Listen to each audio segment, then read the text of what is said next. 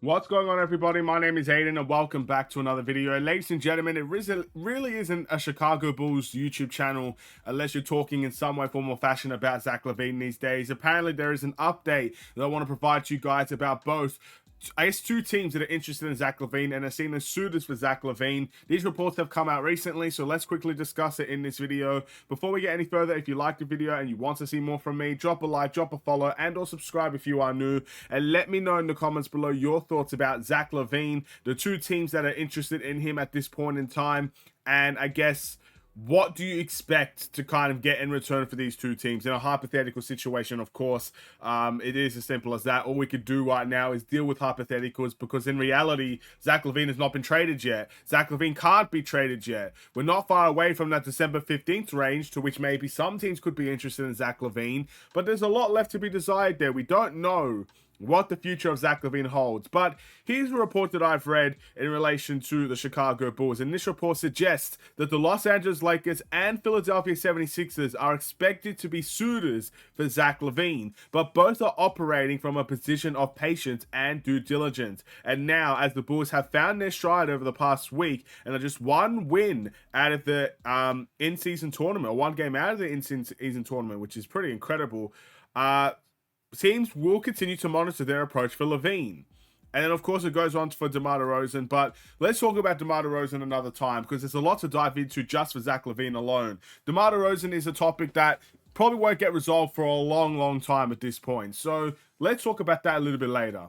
Zach LaVine, first and foremost, the two teams interested in him: the Los Angeles Lakers, the Philadelphia 76ers. Both teams we have known for months now that are interested in Zach LaVine. Those two teams are ideal suitors for Zach LaVine. So very interesting there. Again, there's a couple of things that doesn't necessarily bring a lot of, I guess, likeness out of this report, let's say. But I understand where people are coming from. So in terms of due diligence and patience, this is exactly what is expected to happen. Again, when you trade for Zach LaVine, it's a big risk. It's like trading for Rudy Gobert, for example. Big risk when the Minnesota Timberwolves did it. It's like trading for Bradley Beal. A big risk when the Phoenix Suns tried to dealt with it. When the Warriors traded for Chris Paul, a big deal. When the Wizards wanted Jordan Poole, a big deal. It's a risk. Things happen. Things fail. Things succeed. So again, I expect teams to be patient in this way. I expect teams to be diligent. I expect there to be constant phone calls, constant communication, discussing back and forths. That's all fine and good. No problems with that whatsoever. I think as Bulls fans, we just want to rush it and get it out of the way. Send Zach LaVine anywhere else. He just can't be here. Well, we've got to be in reality here. The Chicago Bulls are probably patient as well. They don't need to deal with Zach LaVine straight away. They've got him for 4 years, if you think about it. So they've got to find the best trade for them, and those other teams need to find the best deals for themselves. So potential suitors, working with due diligence, monitoring the situation, and working with patience are all things that I think are positive from both sides. That's the first thing to take away. Now let's discuss the teams themselves. First and foremost, the Los Angeles Lakers, because I feel like that is the team that often gets talked about.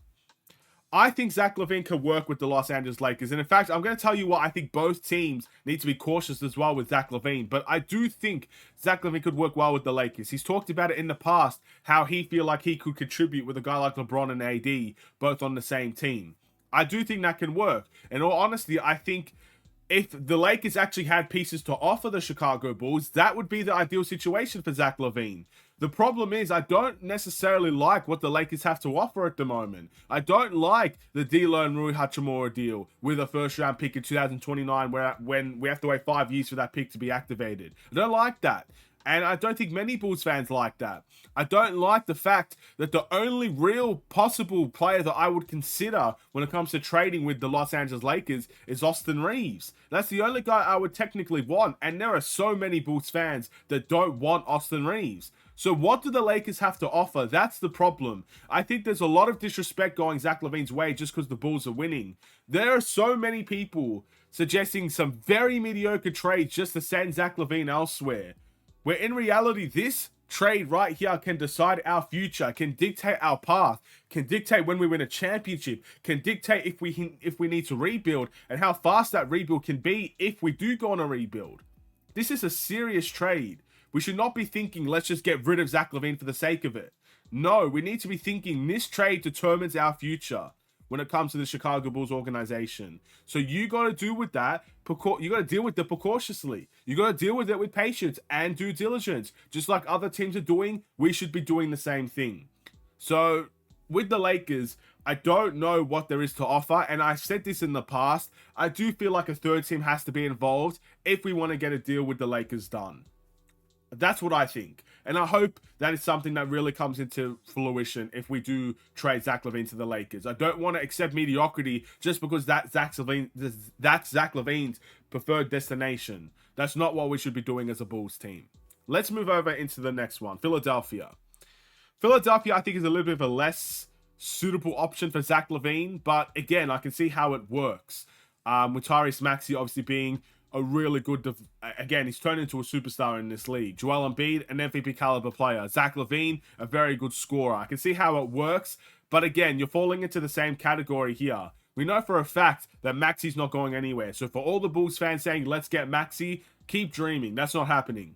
But when you think of Zach LaVine, what do the Philadelphia 76ers have that we could want? Do they have their first round picks? I don't really know the pick situation for Zach LaVine, but I do know Tobias Harris would have to be up for trade because there's no other way they can match the contracts.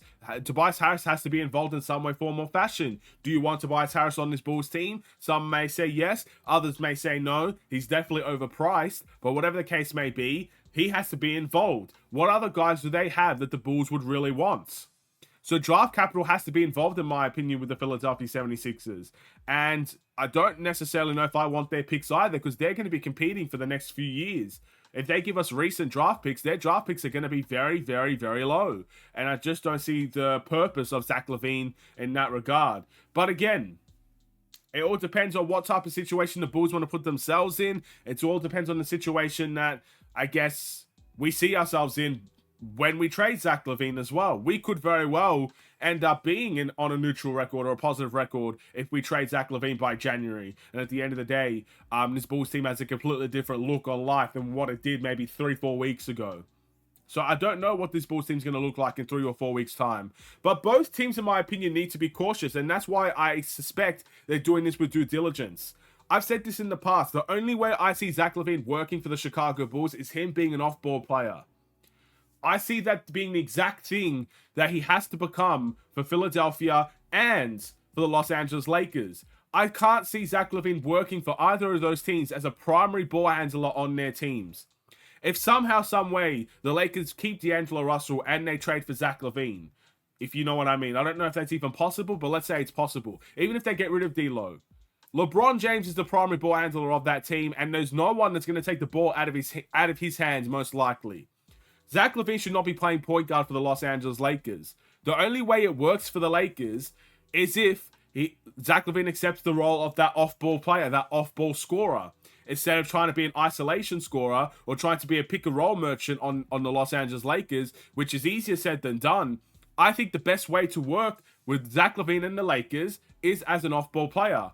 And for the 76ers, yeah, he might have more on-ball responsibilities with the 76ers, but Tyrese Maxey, isn't he averaging like 27 points per game these days? Isn't he becoming a contender for the most improved? Do you really want to take the ball out of Tyrese Maxey's hands to give it to Zach LaVine and put it in his hands?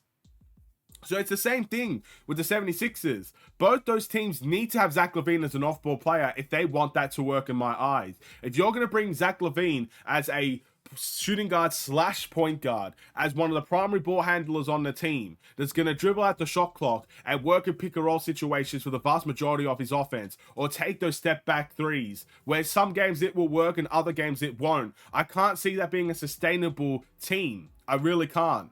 And that's the issue with the Bulls. It's not sustainable for the Bulls either. And we don't really have that MVP caliber player on our team that LeBron James or AD is, or I guess Joel Embiid is. So that's what we got to be careful with, or not we, because it doesn't really involve us if Zach LaVine goes to those teams. That's what those teams got to be careful with. I think they have to try to find a way to get Zach LaVine in those off-ball situations, and if they can't, I can't see it working for either of them. So we'll wait and see how that goes. Thank you for watching. Drop a like and a follow, and or subscribe if you are new, and I'll see you in the next one. Stay safe, stay healthy, and stay tuned for more. Take care, and peace.